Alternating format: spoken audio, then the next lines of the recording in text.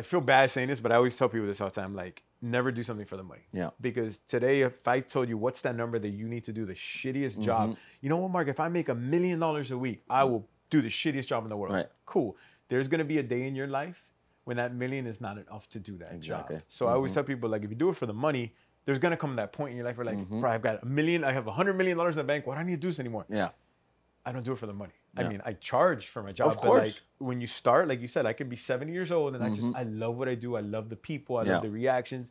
And that's what I do it for, man. It's the truth. Yeah, it's a passion project, and you just run with it, and you kind of let destiny take its course after that. Man, it's wild. I started with shoes. I've done so many other things and worked with brands, and now it's like it's expanded to these things. And I'm like, you want me to do what?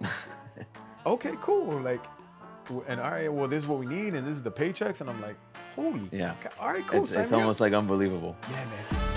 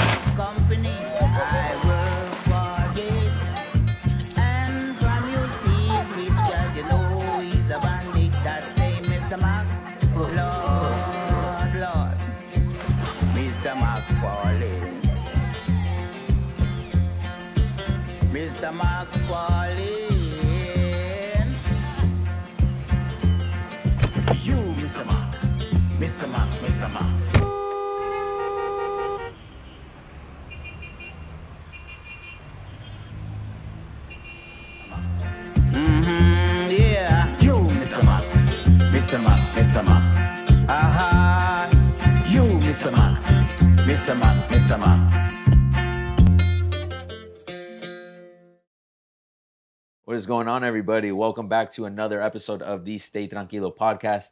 We are here with the legend Souls by Sir, aka Marcus Rivero. Appreciate you for doing this. I know we've been trying to do this for a while, so thanks for making it happen, man. Thank you for having me. I know schedule's been crazy, but I've been dying to get on here. Yeah, man, so thank you. Absolutely. So first time checking out the space. It's pretty sick. You see all the cakes everywhere. So obviously, if you don't know Marcus and what he does with Souls by Sir, he does a ton of custom cakes, and obviously you can explain it better than me, but a ton of custom cakes for a lot of athletes across football, baseball, pretty much every major sport you could think of. You know, you've done, I'm sure, something for that. Yeah, man, it's been luck. It's been crazy hard work, but super lucky along the way. It started with, what was it? Football was my first one. Nolan Carroll, 16 years ago now, man. It started with him, and it just exponentially grew and grew. Baseball kicked in. One of my first guys was Logan Morrison, Shane Victorino, and it kind of just blew up to the point now where I have thousands of like athletes, and the weight in this room is about 400 pairs at any given moment. It's wild. It is crazy. Yeah, I mean, I've been following you for a while, and the evolution of what you've done is awesome. It's inspiring as hell. So yeah, very happy for you, and I'm excited for what's next. But I want to go back to the beginning, right? Okay. We have obviously a mutual in Columbus High School here in Miami, Florida. And I remember sitting in one of those Columbus Connects conversations. I had known a little bit about you and just kind of like the person that you were, but I didn't know the entrepreneurial spirit that you really had. I know a lot of people may have already heard this story if you went to this, and I know you've alluded to this story, but I really want this story to be exacerbated even more because I do think it's awesome. So tell them a little bit about the sandwiches in Columbus. Oh man, this story has followed me. I graduated in 2002. It's what, 24. This has followed me for almost. No, you're gonna be telling this story till the day you die. It's wild. Some people don't even know my name, and some people just knew of me. So crazy story. I was in Columbus, right? And anybody who doesn't know, who's not from Columbus, we don't really have lunch till late. And there's a lot of guys at that time of your life, you're growing boys, going through puberty, etc. So we were hungry, and there's no vending machines, or there wasn't any vending machines on campus because there was a catering company that basically sponsored or had contract with the school. So long story short, I was a freshman and I was hungry, and I was like, I've always been that person that kind of like looks, was it a problem? How can I make money doing it? And I was like, oh, I could fix this. I could bring sandwiches, sell sandwiches to my friends, make a couple bucks. Well, a couple bucks to me was never enough. Long story short, Cuban bread, cut it in 3 chunks. So it was a nice sized sandwich. Mm-hmm. American cheese, 99 cents ham. So God knows what was in there. Mayo. And then the secret ingredient that nobody ever figured out was honey mustard. And I sold them for $2. Day one, I bought like, I don't know, 5 or 6 loaves. Man, I sold out in like minutes. And I was like, oh, this is easy.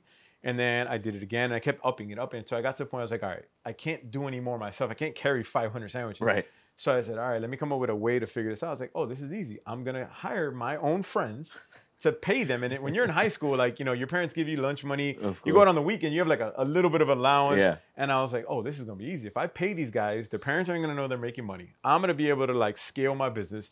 It's going to be a win-win for all of us. Sure enough, that's exactly what I did. Long story short, when it was all said and done, company lasted 3.5 years. I had 14 or 15 employees, 2 janitors. No, sorry, 14 or 15 employees. You had the janitors in it and everything? I had a janitor and I had 2 teachers. And were they selling it to the students or who were they? They were selling it to teachers, whoever. I didn't care. I didn't ask. I was like, but I had teachers on payroll and I didn't realize how much money I was giving these teachers. So the way it worked, I would give you 20%.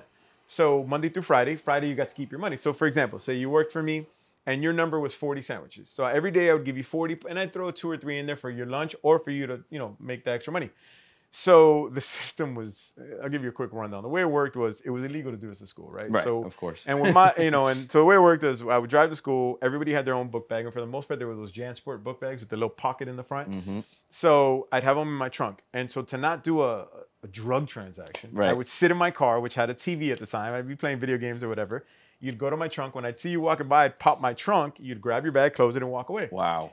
At the end of the day, you'd put the money in the front of the bag, roll your bag up into a ball, and everybody had a designated spot in my car. Crazy. So you were like driver's side front headlight, and you would get under my car in my body kit and put your bag.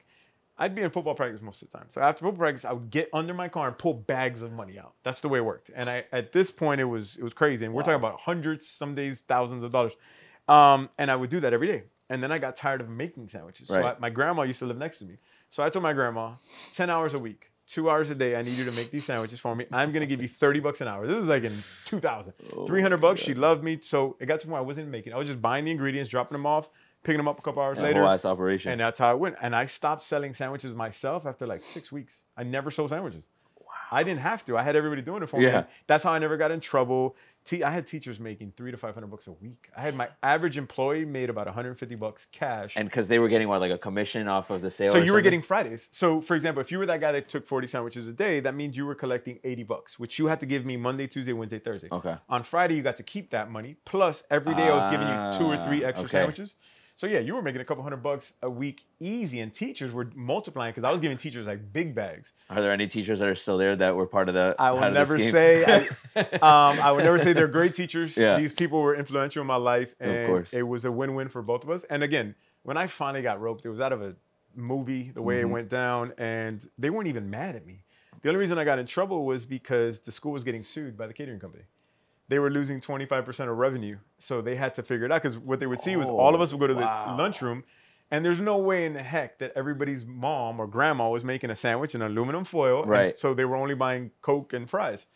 So I never forget the guy, so many times he come out, didn't know who it was. And they were getting sued. Holy cow. And the best part about the story that a lot of people didn't really know about it was that if you got in trouble, if you got roped, your first time offense was 2 days detention.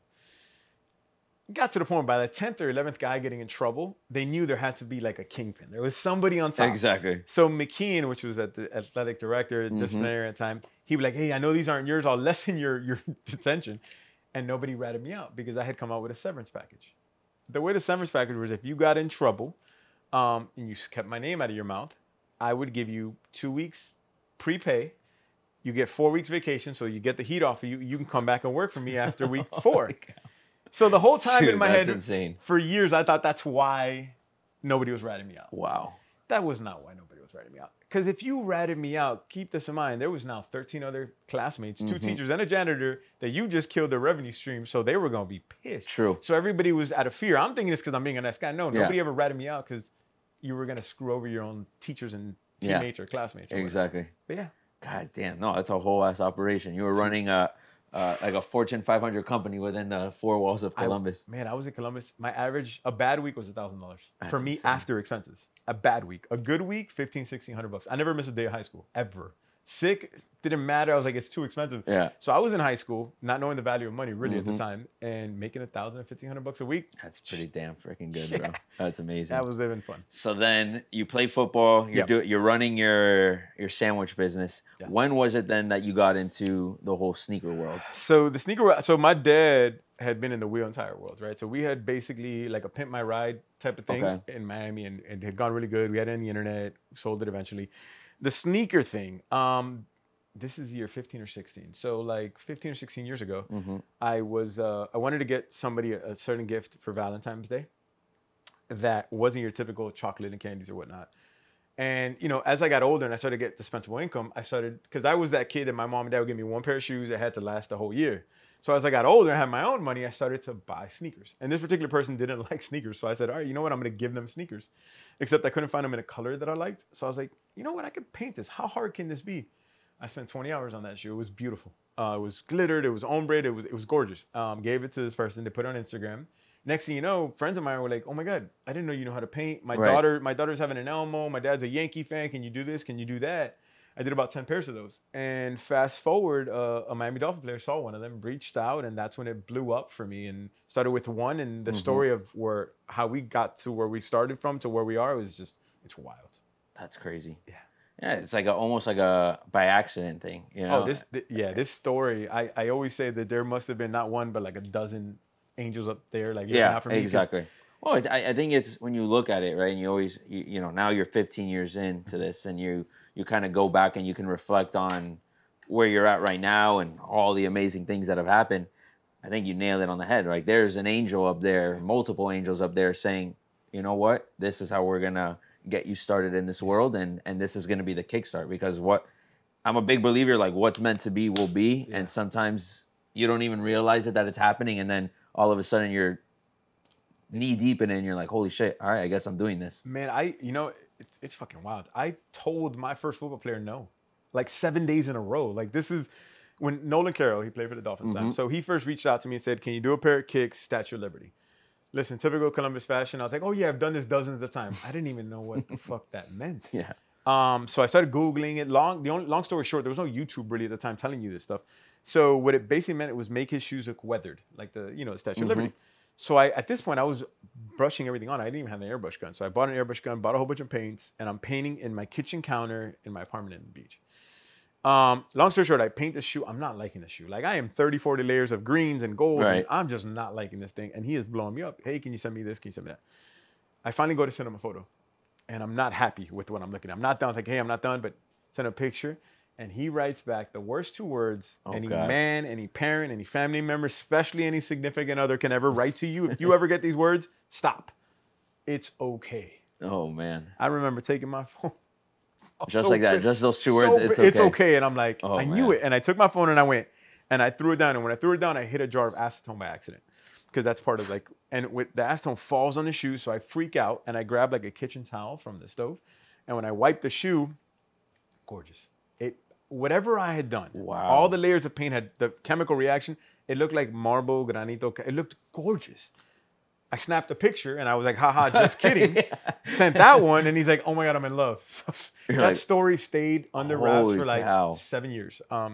Long story short, I do the sneakers. Fine. This is the beginning. Crazy part is like having to replicate that again. Well, that was it. So I did exactly. And I was so like dumber in the moment that I didn't even drop the jar of acetone. I took my phone, threw it again, and like just let it splash. So that stayed quiet. And then this was the beginning of summertime. So leading into training camp, he calls me. Hey, Mark, I got a special project for you. And I'm like, yeah, what's up? He's like, I want you to do my game cleats. And this is where I told that man no. And I was so freaked out. And he's like, what do you mean no? And I was like, man, with sneakers, you can be very careful how you walk. But in an NFL game, they're going to step on you. I don't know if it's going to hold, if it's going to crack. True. I told him no. We hung up the phone that night. And I remember I second-guessed myself a million times. But he called me every night for another 6 nights. And I kept telling him no and giving him excuses. Wow. And I'm like, he became Tony Robbins on steroids. He was the most motivational guy. And mind you, we didn't really have a relationship yet then. And he said, Marcus, you got this. I believe in you. And this is like going on. And I'm like, On the 7th day, I got so pissed. And I was like, you know what? Fuck it. I'll do it for you. Yeah. But I'm not going to charge you because I don't even know if this is going to work. And he tells me, this is a great dude. He tells me, I'll tell you what. If this works, I'm going to repay this favor to you one day in life. And I was like, all right, man, cool. So sure enough, he gets me the shoes. I paint them. So the plan was preseason. There was 4 preseason games at the time. And back then it was like the starters would play one drive, then the next game, 1 quarter, then the first half. So we said, let's wait till the end of the 3rd game so we can give it like a full thing. So I remember, we've had season tickets, me and my family, so I would go to the 2 home games, and I'm just with binoculars staring at this man's feet, 50 yards. I'm not even looking at the damn game. I'm looking at this guy's feet. At the end of game 3, I'm on my way home with my parents. I can picture it like it was yesterday, and he calls me, and I'm like paranoid. And my mom said, just pick up the call. Hey, Nolan, what's up? Hey, Mark, the shoes are perfect. There's nothing wrong with them. He's like, I'm sending you tomorrow 12 pairs of Jordans. They're only available in black. Do whatever you want. No rules. Just make them match my uniform. I got you. And then for some reason I bullshit. I'm like, man, I got to slide them through. I got a lot of orders. I had no orders at the time. I'll slide them through. He's like, yeah, man, I really need them for week 1. I was like, I got you. I'll figure it out. Don't worry. Sure enough, he gets me the shoes. I have no orders at the time. So I'd get home from work at 6 o'clock and spray till 4 or 5 in the morning. The shoes were gorgeous when I finished. They were beautiful dolphin colorways, etc. So a couple of days before week 1, hey, Nolan, I'm ready to go. Like, give me your address. I'll drive them up to Davie where you live. No, ship them. And I remember like, no, I really want to go meet you, take photos. You know, in my head, it was the Instagram thing. And he's like, no, ship them to this address. So I was like, I remember again getting upset, not saying anything out loud. And he was like, I was like, oh, okay. He's like, remember that favor I promised you? I was like, yeah, man, thank you so much for the business. And he's like, no, idiot. The favor is not that I gave you the shoes. Favor is where you're about to ship this box. Again, I freak out. There's FedEx next door. I don't even think to Google the address. Right. Run to FedEx, overnight this package. It was a Dolphins training facility. At the time, I didn't know how athletes are. Now I can tell you. Of course. Athletes get boxes, especially big ones. They're little kids in preschool. They get to open the package in front of everybody else. It is like, it's a shit show. All the other guys want to see what's in it. So Nolan was trying to do it to like brag. Hey, look what I got that nobody has. What turned into was mayhem. I remember he calls me, hey, I'm Mark, I'm about to open the box. So I was like, all right, I'm in the shower. Just call me when you're done. So my phone's blowing up. I'm in the shower. I get out of the shower, pick up. Hey, what's up? He's like, bro, Marcus, I don't know how to tell you this. I'm so sorry. I was like, oh my God, is it missing? Like, what happened? Yeah. Nah, man, like I took them out to showcase them, and these guys like stole them from me. I was like, what do you mean stole them? He's like, yo, they threw me money. There's like $7,000 or $8,000 I want to give you, but I feel so bad because 10 of these 12 pairs, they bought them from me, or they stole them and gave me money. Right, from them. yeah. And I'm like, he's like, and I hope you really don't mind. I gave your number out to all those guys. Holy So when I'm looking at my cow. phone, it's not Nolan blowing me up. It's all these numbers, and I'm like, holy shit. That's how I went from 1 guy to 8 guys. Fast forward, and they started putting it on their Instagram, and now like if they went to Florida State or Boise, their old college roommate who now plays for the Washington Commander or Redskins at the time is like, oh man, I need a pair of those. Who did them? Oh, this guy. Next thing you know, like company just went Damn. like, Yeah, spread like wildfire. Overnight. It was wild. Holy cow. That's crazy. That's crazy. Yeah, it is crazy how you say that. Like, you don't really know how the athlete space works. So you don't even know what is to come in all of this. You're like, oh, this is cool. I'm working with a pro guy, but you don't realize the capability that one guy had the impact to really spike that. Oh man, it's funny. I have this running joke with my mom, right? So when I first started, my mom has always supported me in everything I've done, right? So, but when this starts to kick in, she's like, Mark, I don't know how you're going to make money doing this. Right. That was her words to me. And I always joke with her because it's just like, Mom, I don't know either, but I'll figure it out along the way. So it was like, she was always supportive of me, but she said that comment to me. I was like, I don't even know, Mom. Fast forward, I never forget when I got my first deal, when I got the next big deal, and now it's like we joke because when I get a phone call from any brand or any player that's like, hey, Mom, you know who just called me? Drew Brees. Hey, Mom, you know who just called me? Hyundai. Hey, Mom. And she like, we give each other shit about it. But it's, like, I didn't even know. It was a world that was nuts to me. I didn't even intend to go down this lane. This lane was just open in front of me, and I just kept running. Yeah. But yeah.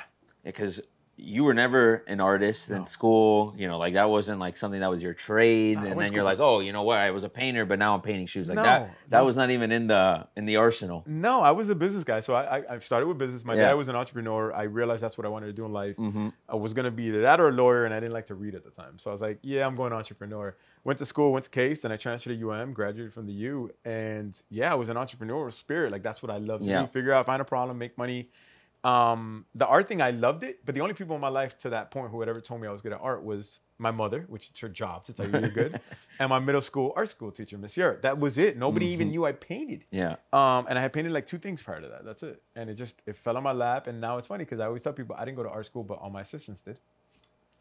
That's crazy. That's crazy. I mean, hey, look where you're at now. It's a blessing, man.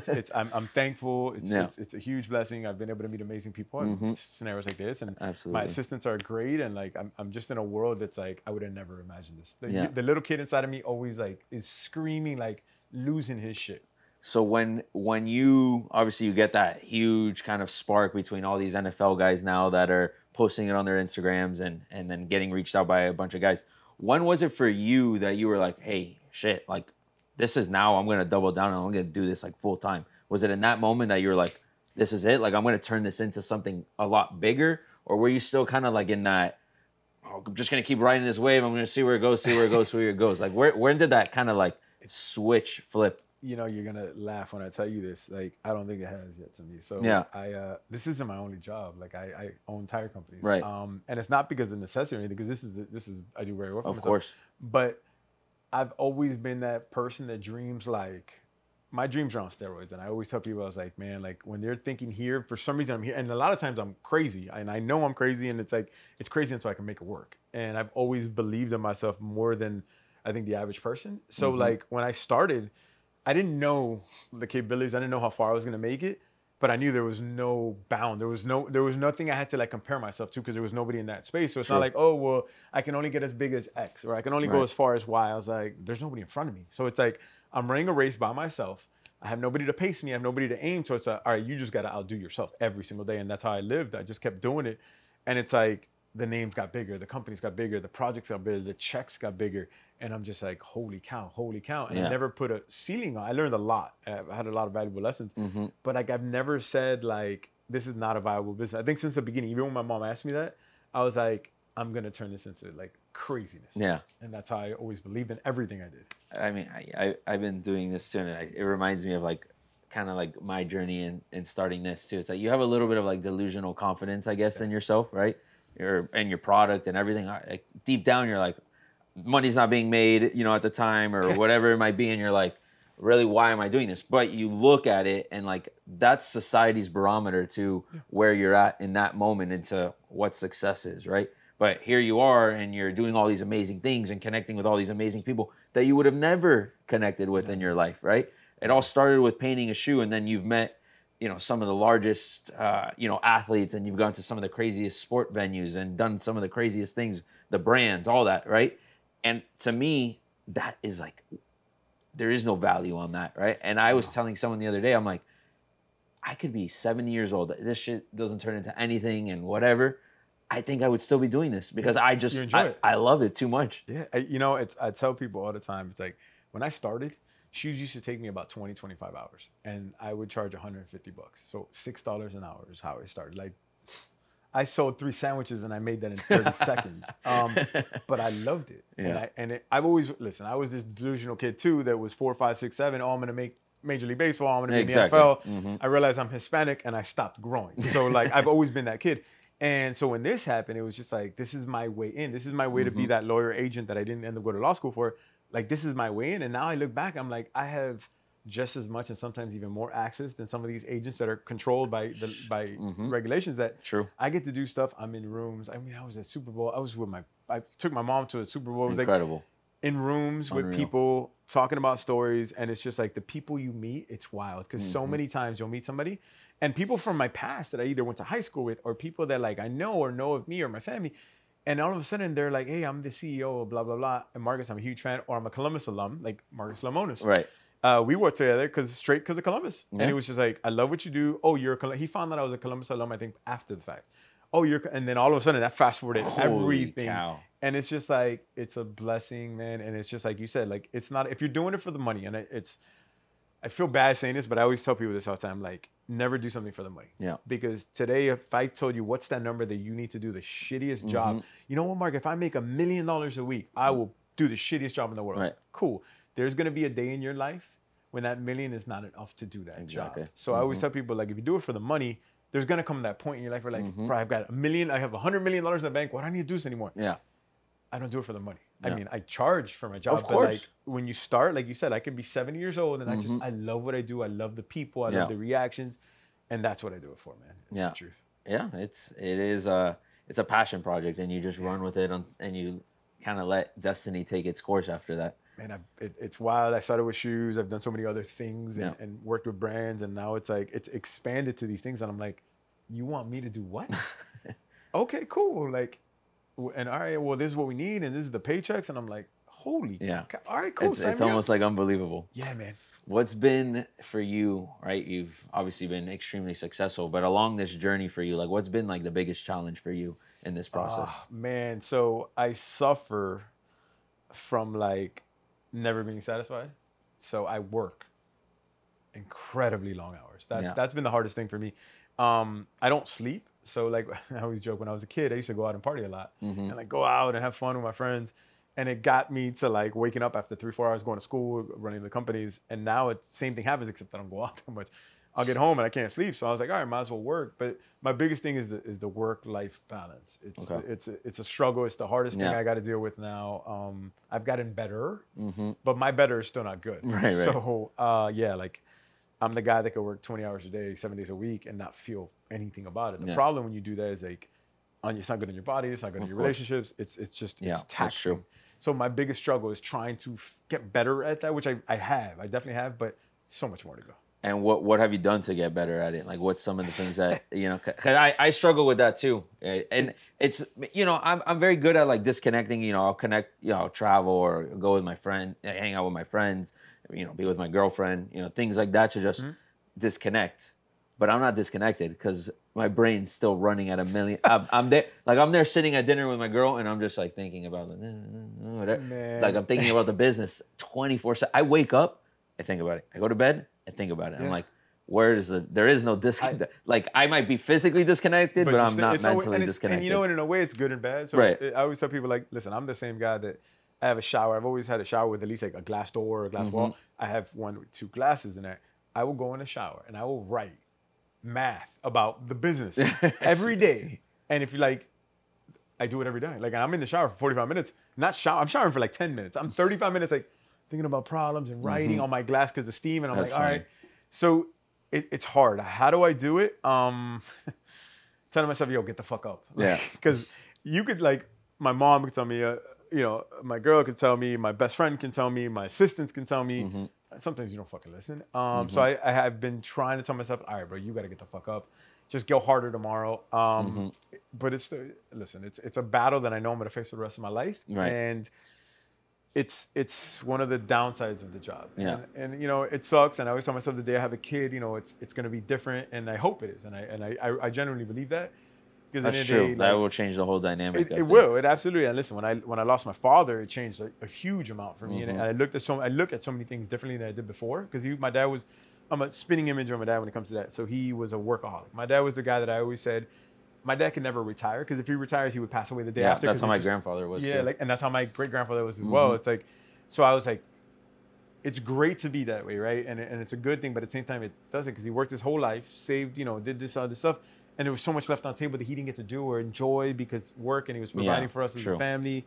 So like that's my thing. Luckily, we're in a better financial position. Like my parents, we progress, and I'm hopefully progressing even more. Of course. But it's a struggle. It's not easy, and it's like sometimes you just gotta tell yourself, yo, get the fuck up. And and then in my head, I'm like, get the fuck up. And in my own head, I'm like, no, you got shit to do. And I have this internal argument.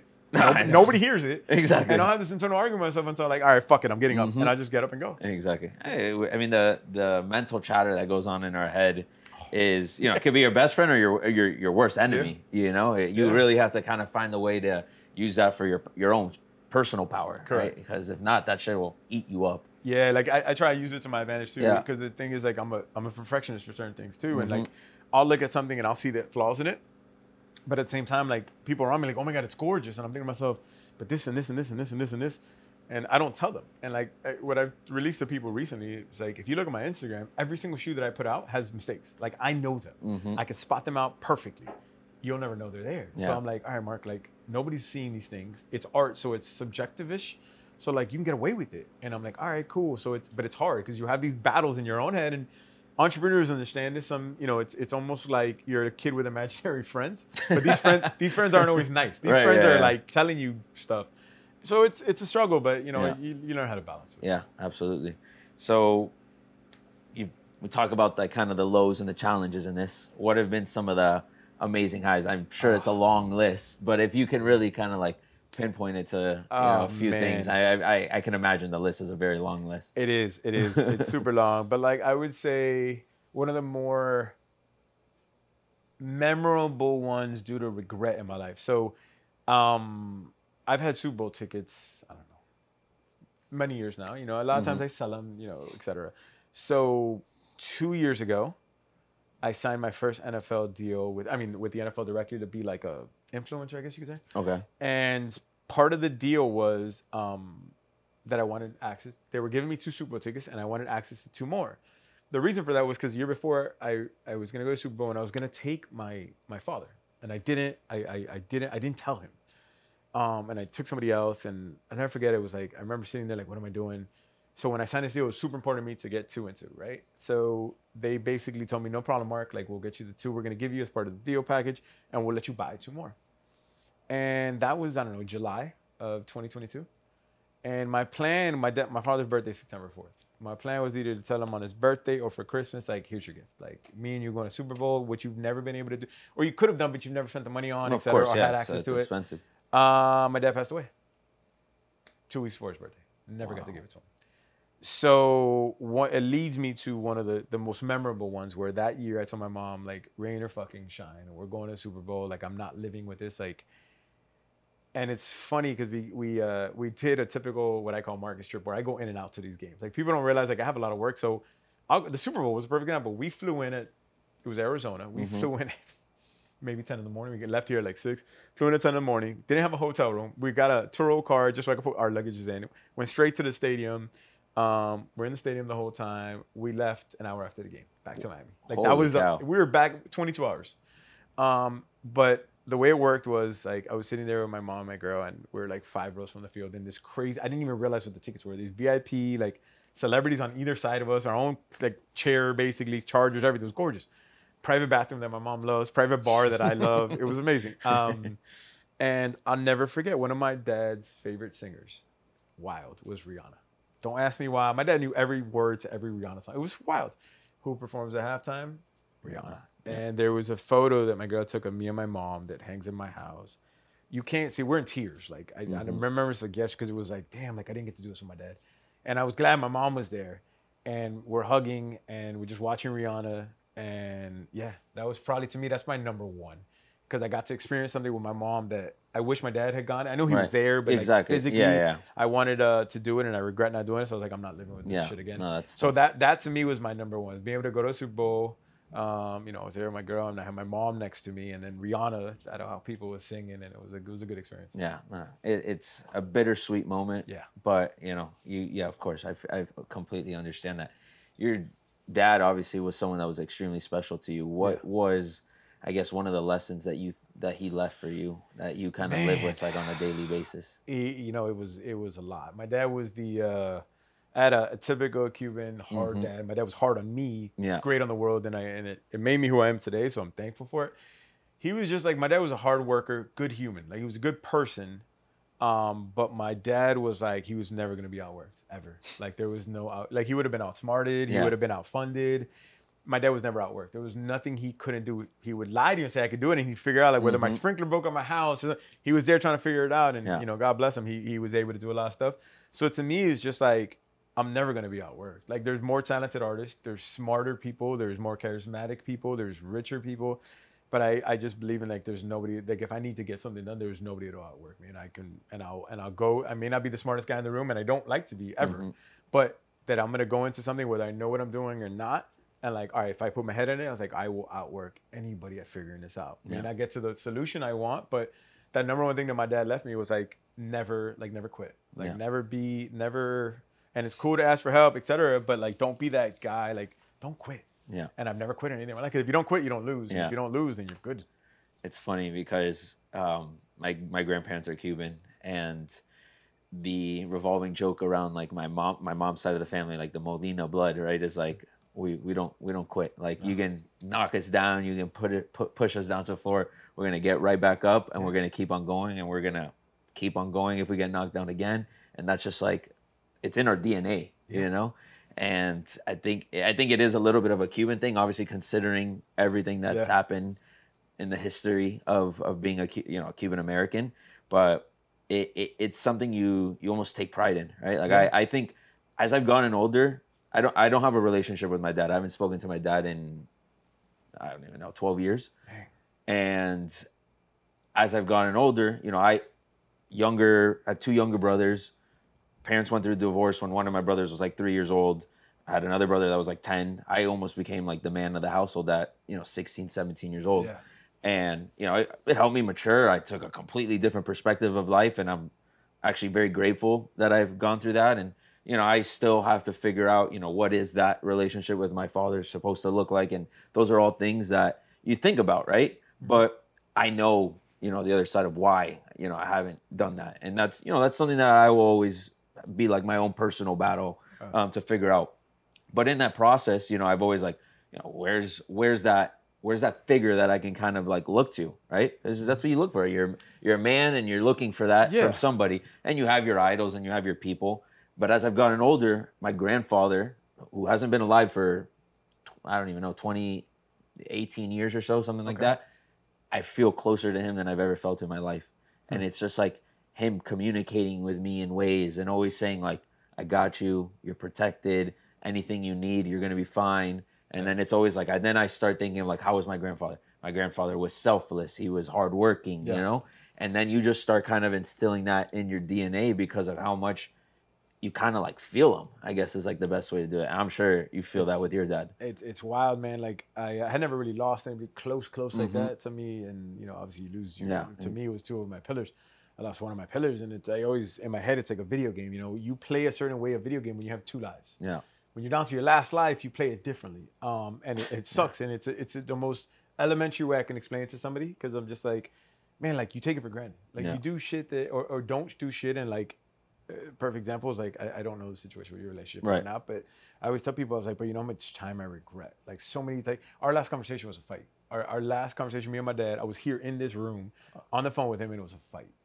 But then it took me time to realize like me and my dad were hard on each other. We were business partners, so like we had a very weird dynamic. Like we could tell each other to fuck off, father son, son father. Yeah. 10 minutes later, my dad's like, hey, what do you want for lunch?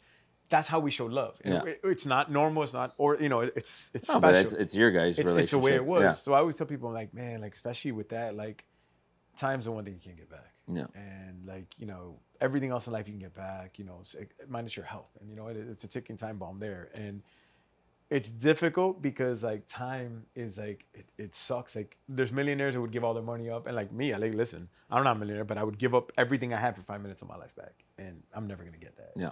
So that's a factor at the end of the day, and whatever the relationship situation is or whatever you have. Right. Like, it's just living a certain way where it's like, that's why the no quit shit to me doesn't like, I never want to look back and regret this. Exactly. Like, if I lost, if I didn't make it, if I wasn't first 100%. place, I'm cool, but I can look myself in the mirror like, bro, you did everything. They were just better. Yeah. And there's nothing wrong with that. But if I left gas, like something in my gas tank, I'm like, shit. Yeah, you're going to live with that regret. Bro, had I just floored it a little bit more, maybe I could. I make so many decisions off of that alone. Yeah. Like I rather not live with the thought of regret. That's fine. Versus the going through the action and failing, because I'll accept failure knowing the fact that I actually tried and I gave it my best. Yeah.